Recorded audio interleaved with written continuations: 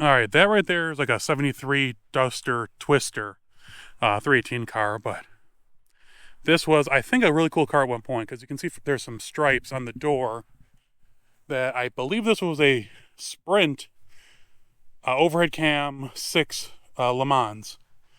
And it looks like it may have been a 4-speed car. Not really willing to touch stuff in there.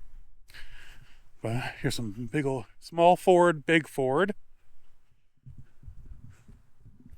I think it's a Pontiac. Yep. Another Chevelle, but over here is I think it's a 71, or I think it's 71 Oldsmobile 442. Not a W30 or anything. Engine is still in the engine bay.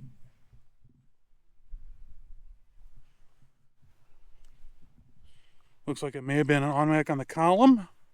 Yep, automatic on the column. But a really sad and neat car.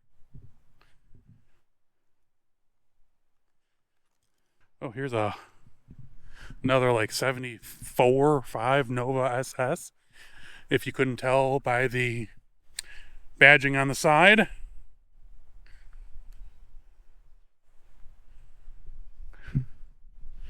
That thing had a hard hit, though.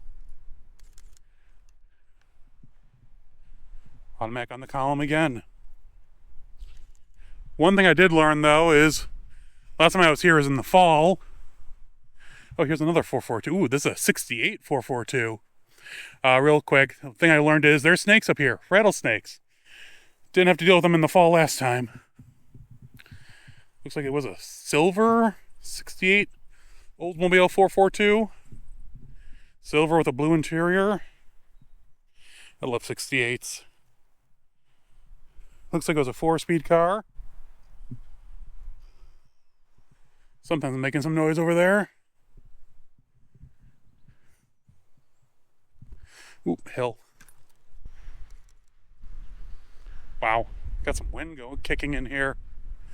We're supposed to get some bad weather tomorrow, but today's supposed to be nice.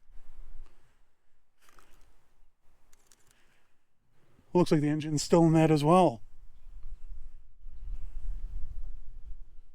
Yeah, engine's still in it.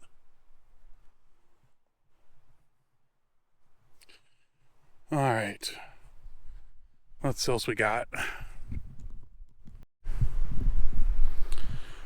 Right here is a little bit later Oldsmobile 442.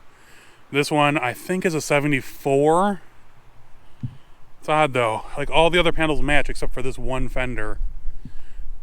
But it's a red, I don't know, was it maroon? Not sure, but bucket seat, automatic on the floor. Engine still in it, still gold, so probably a 455.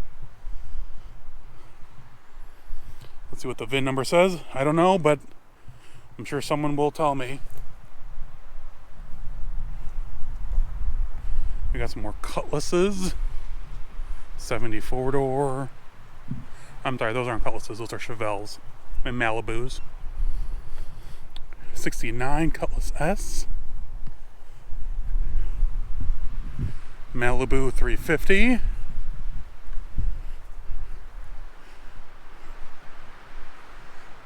Wow, okay, yeah, we got a lot.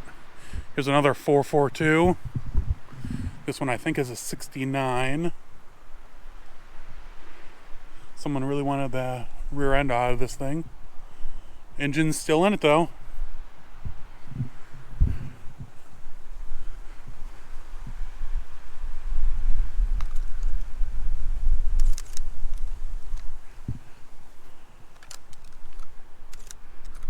And then here we have like a 77-ish Oldsmobile 442.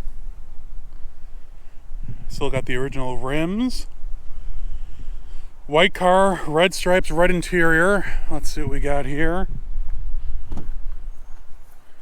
It is automatic on the floor from the looks of it.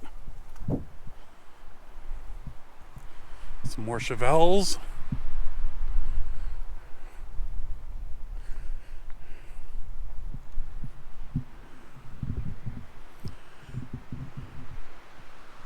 But next row, I think we go, yeah, we go that way. I don't think there's anything special coming up, so onward to the next area. Okay, I'm not quite sure what that is anymore. It has some stripes on it. But this Monte Carlo SS has been here so long that a tree has grown up and through the interior. It goes all the way up there. Shows you how long this thing has been here for. Wow. Hey everyone, I hope you enjoyed that video from Elmer's Auto Graveyard in Fountain City, Wisconsin. When I was there the first time in 2020, I had no idea of what to expect other than I had heard stories about the property. For the longest time, they didn't let anyone other than really good friends come in and photograph and take parts out of the vintage car yard. And I think my junkyard walk may have been the first public open walkthrough. I mean, it was the second one of the day, but it was like the first weekend they ever did that. There's one coming up here, I think November 2nd. They're doing another junkyard walk on that Saturday or Sunday. I'll post the information here. But walking through, yeah, at the beginning, like you saw in the last two videos, there's a few cool cars, you know, a Chevelle and, you know, the El Camino and the Pontiacs. But when we started hitting all the 442s, that really started to get my blood pumping because this was just the beginning. All those 442s sitting in the yard. And then after that, we start going to the Mopar area, where, you know, was my, you know, creme de la creme for me. I was really, really excited about what was to come because they kept on telling me, oh, just wait. This is just the beginning. And it's true. You'll see in the coming videos, I get into a lot more depth because I don't know as much about the 442s or Chevelles, but the Mopar stuff, it's going to be mind-blowing. And then I do have some really cool Chevy stuff like I'll tell a funny story about the heavy Chevy the next time, because I think it's in the next video or two. But there's 3 heavy Chevys in the yard, and the owner forgot about one of them, and I knew about it, but it was fun. I just got back from Wisconsin. This was closing weekend for my family's place. We have a camper in Lakeland Camping Ground in it's like Newville, Wisconsin. So when you see my Wisconsin stuff, I base out of there and then go travel around. That closes for 6 months over the winter because the pipes freeze. So we closed up this weekend. In the 3 days I was up there, I documented the Daytona like I always do. Still there. And then I went and documented something else, which I can't talk about right now. It's going to be a very busy coming weeks. McCacken prep is in full speed right now.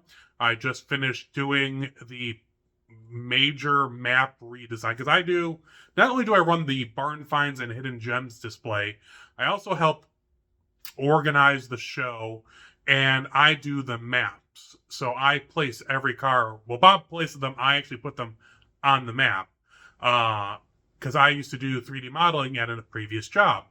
So I just finished doing all of the maps, and the stuff we have coming this year is going to be amazing. I know we've been trickling out a little bit at the McCacken website. Go check it out.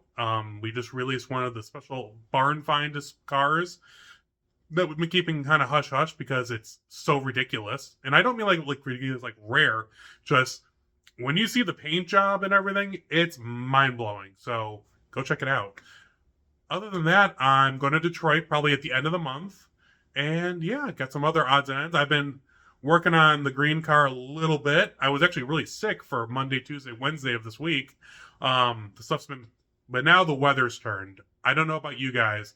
It was 80 degrees on Thursday or Friday last week, and it's 48 right now here in Chicago. So, but it's supposed to be nice again this week for a few days. So I'm going to finish painting. I need to paint the metal trim work for the interior. That's my plan for this week, is to move the green car, get to that, finish painting it, finish painting the other pieces of trim I have here, and start throwing stuff in the car because I need to get off my shelves. But you guys let me know what you think. Let me know what's going on. Like I said, I'll be traveling to Detroit here at the end of the month. If you know of anything, let me know. Otherwise, I will keep you all up to date as things develop.